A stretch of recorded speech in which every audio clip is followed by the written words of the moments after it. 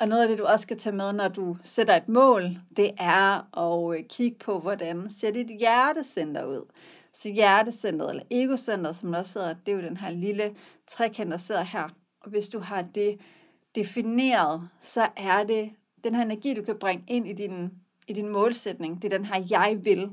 Altså få aktiveret din viljestyrke, få aktiveret dit fysiske hjerte og mærke, okay, det er det her, jeg vil. Altså det er meget den her viljestyrke, energi, du sådan kan tappe ind i.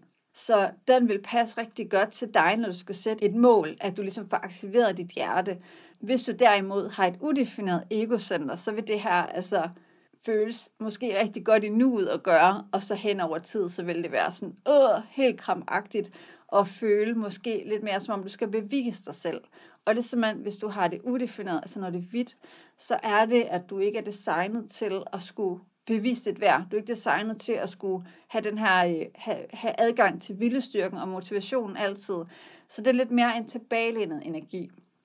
Den handler ikke om at bevise sit værd. Den handler ikke om, at okay, når jeg sætter det her mål, så skal jeg bevise noget for mig selv, jeg skal bevise noget for andre. For når du begynder at køre på den, med den bagvedliggende energi af, at du skal bevise noget, at det er noget, du skal opnå. Selvfølgelig må vi gerne opnå noget, men jeg tror, du forstår, hvad jeg mener her med, at det bliver lidt sådan en, det er faktisk måske ikke noget, der kommer indenfra.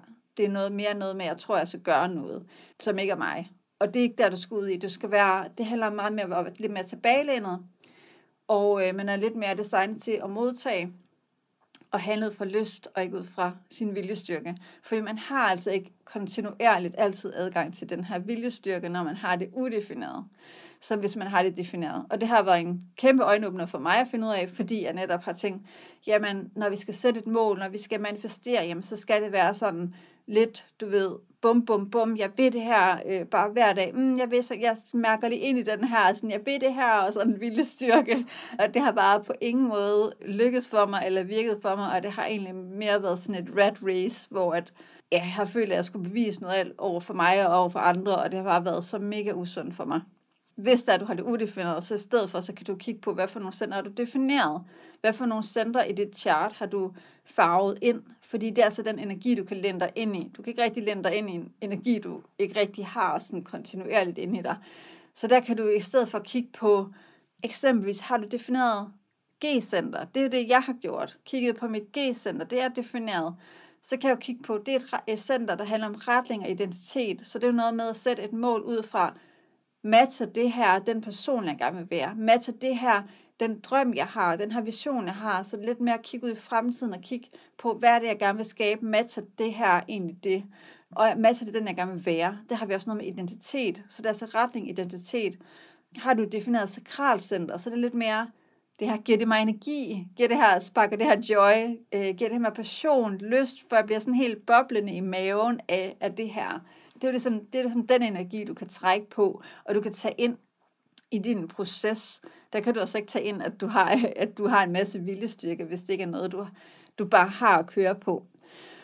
Du kan også kigge på dit spleen, intuitionen med dig, Arsenscentret, mindsetet. Altså er det mindset, jeg ønsker? Er det den måde, jeg gerne vil tænke om mig selv på? Så sådan lidt mere det mentale er det med.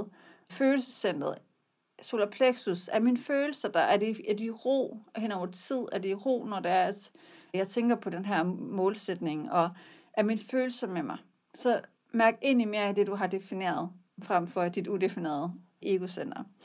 Og så vil jeg også lige knytte en kommentar til det definerede egocenter, fordi en ting er at sætte målet for det her. Jeg vil det her. Dit hjerte skal være aktiveret. Men det jeg også lige vil sige, det er at husk at følge din strategi og autoritet i til handling, og at altså også virkelig vigtigt at pointere det her med, at hjertet, det er en udtømmelig kilde. Så det er ikke ligesom sakralcentret, som egentlig kan blive ved og ved. Når der er den her energi, så kan det bare blive ved og ved og ved. Det kan hjertecentret ikke. Det er hårdt for det fysiske hjerte at blive ved og kun køre på viljestyrken. Så hvis det er, at du for eksempel har et udefineret sakralcenter, du har defineret egocenter, så mærk lige ind i, at det egocentret, du kører på, fordi det er så rigtig hårdt over tid, selvom du godt kan, altså du føler, du kan, jeg har den her vilje, jeg skal nok, jeg gør det, så er det altså hårdt for det fysiske hjerte. Og det gælder også, hvis du har et defineret sakralcenter.